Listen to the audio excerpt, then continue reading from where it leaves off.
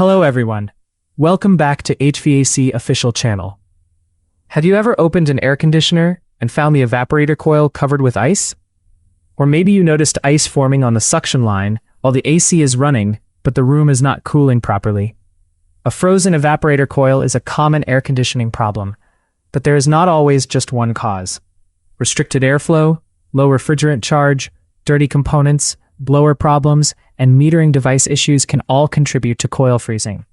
In this video, we will explain why an evaporator coil freezes, the most common causes, how to troubleshoot the problem, and what an HVAC technician should check before making a repair. What is an evaporator coil? The evaporator coil is the indoor coil where the refrigerant absorbs heat from the indoor air. Warm indoor air passes over the evaporator coil, and heat is transferred from the air to the refrigerant. Under normal operating conditions, the refrigerant absorbs heat and evaporates inside the coil.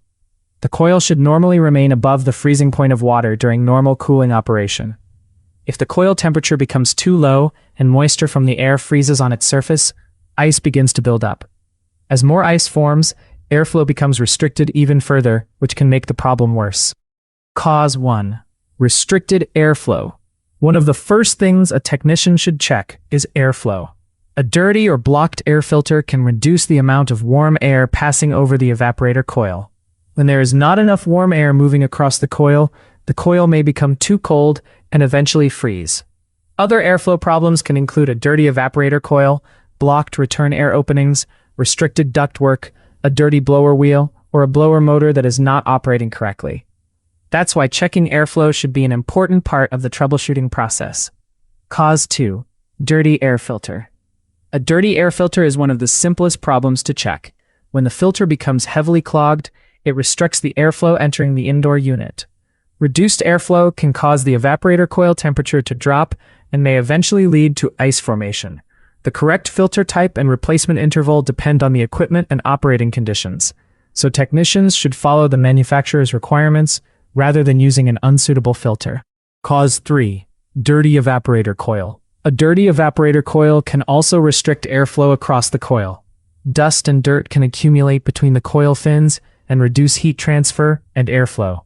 If the coil becomes sufficiently restricted, the refrigerant may not receive enough heat from the indoor air, and the coil temperature can become low enough for moisture to freeze. The coil should be inspected and cleaned using an appropriate method that does not damage the fins or other components.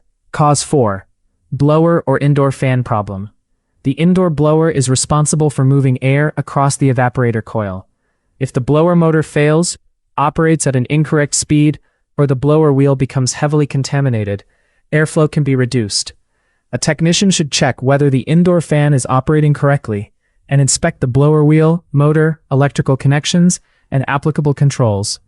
If there is little or no airflow while the system is running, continuing to operate the AC can cause the evaporator coil to freeze rapidly.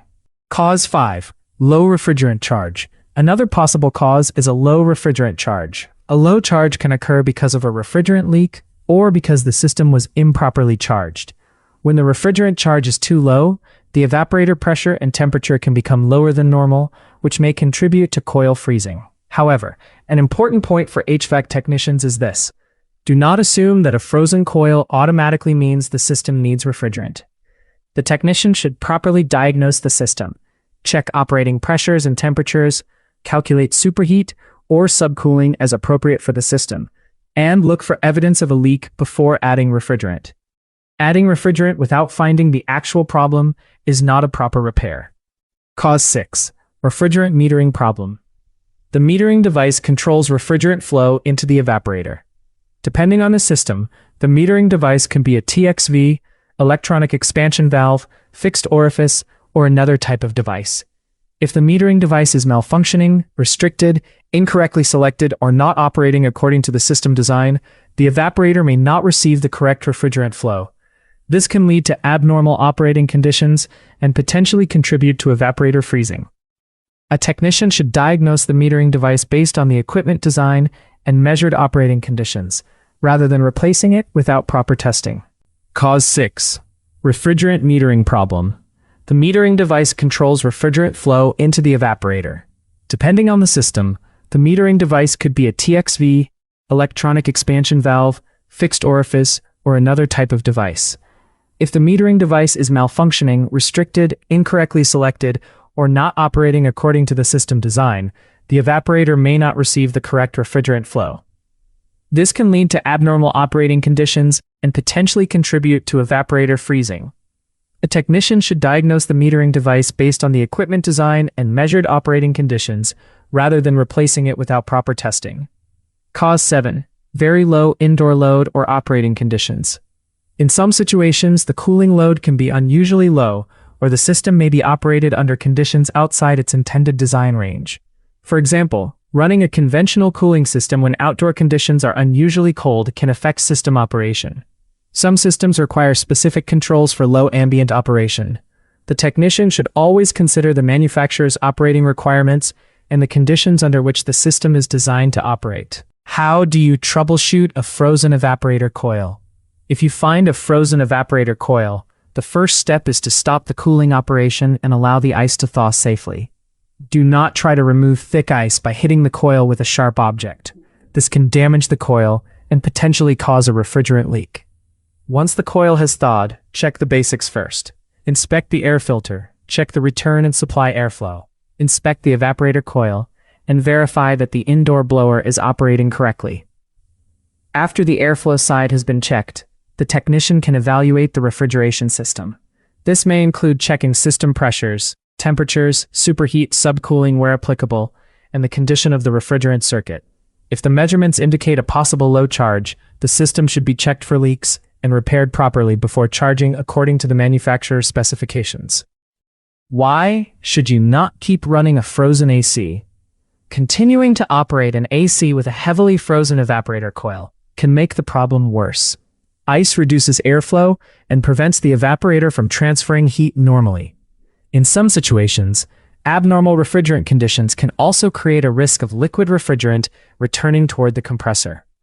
That's why a technician should identify and correct the underlying problem instead of simply removing the ice and restarting the system. Important troubleshooting tip. Remember this simple rule. Frozen evaporator coil does not automatically mean low refrigerant. Start with the airflow side, then evaluate the refrigeration system based on proper measurements. A good HVAC technician does not simply guess the problem. They inspect, measure, diagnose, and then repair the actual cause. So, why does an AC evaporator coil freeze? Common causes include restricted airflow, a dirty air filter, a dirty evaporator coil, blower problems, low refrigerant charge, metering device problems, and unsuitable operating conditions. The correct solution depends on the actual cause. If you are an HVAC technician or a beginner learning air conditioning, understanding frozen evaporator coils is an important troubleshooting skill. Always diagnose the system systematically, instead of assuming that one particular problem is responsible. If you found this video helpful, don't forget to like, share, and subscribe to HVAC Official Channel.